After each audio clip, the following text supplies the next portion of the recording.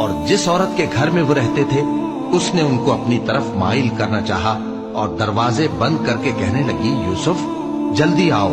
انہوں نے کہا کہ اللہ پناہ میں رکھے، وہ یعنی تمہارے میاں تو میرے آقا ہیں، انہوں نے مجھے اچھی طرح سے رکھا ہے، میں ایسا ظلم نہیں کر سکتا، بے شک ظالم لوگ فلاح نہیں پائیں گے۔ اور اس عورت نے ان کا قصد کیا اور انہوں نے اس کا قصد کیا۔ اگر وہ اپنے پروردگار کی نشانی نہ دیکھتے تو جو ہوتا سو ہوتا۔ یوں اس لیے کیا گیا کہ ہم ان سے برائی اور بے حیائی کو روک دیں، بے شک وہ ہمارے چنے ہوئے بندوں میں سے تھے۔ اور دونوں دروازے کی طرف بھاگے، آگے یوسف پیچھے زلیخا، اور عورت نے ان کا کرتا پیچھے سے پکڑ کر جو کھینچا تو پھاڑ ڈالا، اور دونوں کو دروازے کے پاس عورت کا خاوند مل گیا۔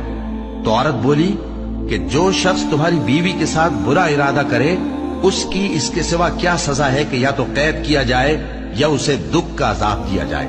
یوسف نے کہا اسی نے مجھ کو اپنی طرف مائل کرنا چاہا تھا، اور اس کے خاندان میں سے ایک گواہ نے گواہی دی کہ اگر اس کا کرتا آگے سے پھٹا ہو تو یہ سچی اور یوسف جھوٹا ہے، اور اگر کرتا پیچھے سے پھٹا ہو تو یہ جھوٹی اور وہ سچا ہے۔